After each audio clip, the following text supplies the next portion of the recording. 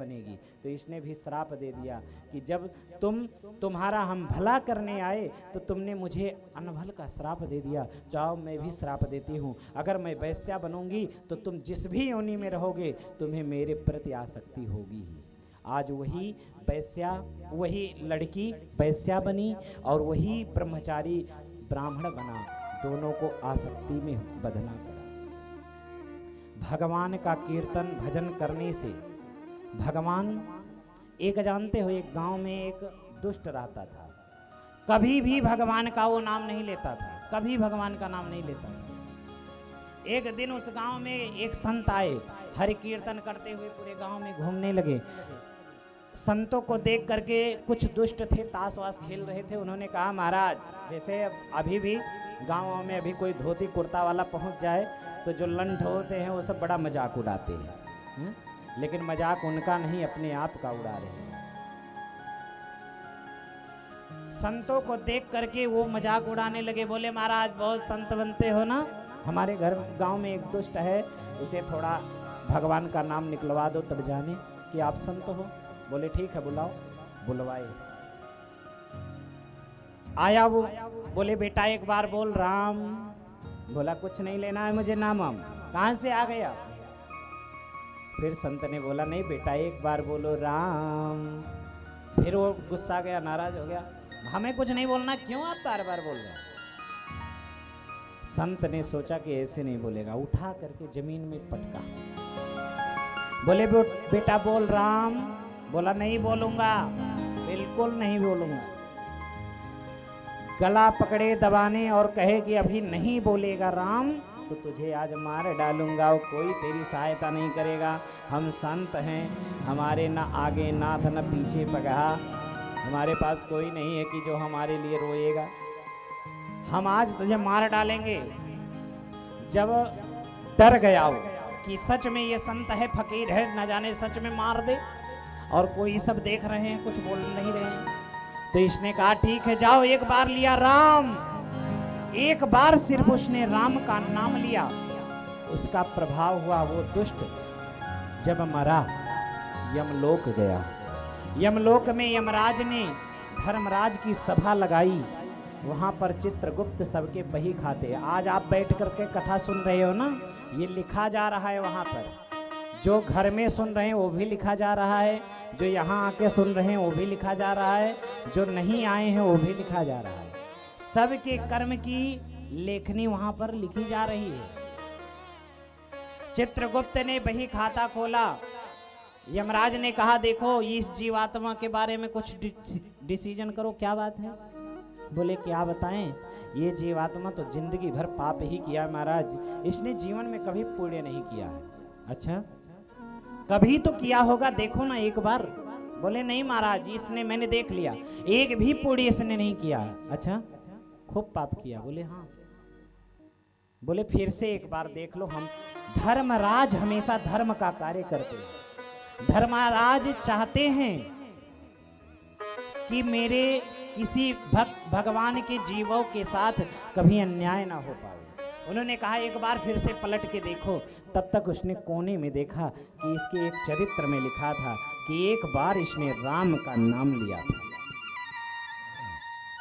चित्रगुप्त ने कहा महाराज एक बार इसने राम का नाम लिया है, क्या किया जाए? बोले तुम बताओ क्या फल इसका है? बोले हमें कहाँ पता महाराज, आप ही डिसीजन करो, एक बार राम नाम लेने का क्या फल है?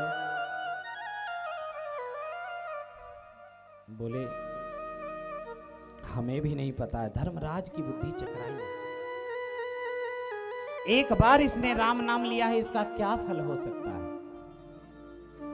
धर्मराज सोचे कि चलो चलते हैं ब्रह्मा जी के पास। जीवात्मा को लेकर के धर्मराज पकड़ करके कहे चलो ब्रह्मलोक। जीवात्मा को लेकर के धर्मराज ब्रह्मलोक पहुंचे। ब्रह्मा जी हंसे, महाराज कहां इस जीवात्मा को लिए भटक रहे हो? बोले महाराज इसने एक बार राम का नाम ले लिया है, इसका क्या फल होता है आप ही बताओ। ब्रह्मा जी ने कहा राम का नाम? बोले हाँ। बोले जपते तो हम भी हैं लेकिन फल नहीं जानते। बोले तब? बोले चलो शिव जी के पास चलते हैं। ब्रह्मा जी, धर्मराज और जीवात्मा तीनों शिव जी के पास पहुंचे। शिव जी ने कहा क्या बात है, कहाँ आप लोग भटक रहे हो? बोले महाराज एक बार इसने राम का नाम लिया है और आप दिन रात राम का नाम में ही मस्त रहते हो, आप ही बताओ इसका क्या फल है? शिव जी ने कहा राम का नाम तो मैं जपता हूँ, लेकिन फल क्या होता है मुझे नहीं पता। बोले तब? बोले चलो नारायण के पास चलते हैं, बैकुंठ। ब्रह्मा, धर्मराज और शिव जी तीनों लोग उस जीवात्मा को लेकर बैकुंठ चले, नारायण के धाम वहां पहुंचे। नारायण भगवान ठहाका मार के हंसे, महाराज ये ब्रह्मा और शिव और धर्मराज को क्या हो गया है, जीवात्मा को लिए यहाँ आ गए? बोले महाराज एक बार इसने भगवान राम का नाम ले लिया है, इसका क्या फल है मुझे नहीं पता, आप ही बताओ। नारायण ने कहा हम भी इसका फल नहीं जानते कि क्या है। ब्रह्मा, विष्णु, महेश, धर्मराज चारों राम नाम के फल का डिसीजन नहीं कर पाए। उस जीवात्मा ने कहा महाराज अब हम कहीं जाने वाले नहीं है, बैकुंठ तो अच्छा ही था। बोला अब हम यहीं रहेंगे, कहीं जाने वाले नहीं है। आप लोगों को जहां जाना हो वहां जाओ, डिसीजन करके आओ, जो फल हो हमको दो, हमको अब कहीं नहीं जाना। अब बड़े चक्कर में फंस गए। बोले क्या किया जाए? बोले अब टांगो और क्या करें। अब चारों लोग मिल करके, दो लोग पैर पकड़े, दो लोग हाथ पकड़े उस जीव का और टांग करके उसे अयोध्या में लाए। दिव्य अयोध्या में राम जी का दरबार लगा था। अयोध्या नगरी में राम जी के दरबार में लाया गया। राम जी देखे कि ब्रह्मा, विष्णु, महेश और यमराज चारों मिल करके एक जीवात्मा को टांग के ला रहे हैं। ठाका मार के ऐसे क्या बात है, कौन है? सभी ने हाथ जोड़ के कहा महाराज एक बार इसने आपका नाम लिया है, क्या फल होता है नहीं पता, आप ही बताओ, क्योंकि आपका ही नाम है। राम जी मुस्कुराए। एक बार इसने राम नाम लिया तो यमलोक, ब्रह्मलोक, शिवलोक, योगियों का दुर्लभ बैकुंठ का भी इसने दर्शन कर लिया। और जीते जी ये कभी अयोध्या नहीं आया था, मरने के बाद आज ब्रह्मा, विष्णु, महेश, यमराज चारों टांग करके इसे अयोध्या ले आए। बताओ इससे ज्यादा राम नाम का फल क्या हो सकता है?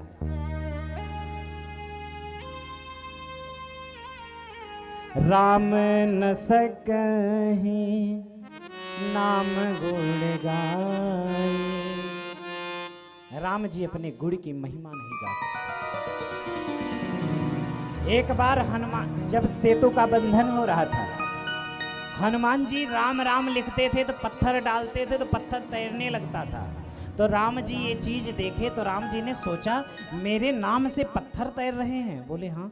तो सोचे कि अगर हम एक पत्थर डाल के देखें कि तैरेगा कि नहीं। जब हमारे नाम से पत्थर तैर सकता है तो एक बार हम डाल के देखें। तो राम जी ने सोचा यहाँ डाले तो कहीं डूब जाए, तब तो बड़ी बेइज्जती हो जाएगी, सब लोग देख रहे हैं। तो राम जी एक एकांत में गए। एकांत में जा करके मेरे राघव ने एक पत्थर को उठाया, उठा करके चारों तरफ इधर उधर देखा कि कोई देख तो नहीं रहा है। राम जी ने पत्थर समुद्र में डाला और वो पत्थर समुद्र में डूब गया। और फिर राम जी को बड़ा संकोच लगा, राम जी इधर उधर देखने लगे, कोई देख तो नहीं रहा है। तब तक हनुमान जी ने पीछे से देखा। बोले प्रभु मैंने देख लिया। बोले क्या देखे हनुमान? बोले हम देख लिए। बोले लेकिन किसी से कहना मत, हमें पता है तुमने क्या देखा। बोले प्रभु ये तो मैं डंका पीट करके कहूंगा। बोले क्यों, क्या कहोगे? बोले हम ये डंके की चोट पे कहूंगा कि जिसे राम अपना लेते हैं वो इस संसार सागर में बड़ा आराम से तैरने लगता है, और जिसे राम छोड़ देते हैं वो डूब जाता है। जिसे राम छोड़ देते हैं वो डूब जाता है। ऐसे मेरे राम एकता फसती तारे, नाम कोटि खल कुमति सुधारे।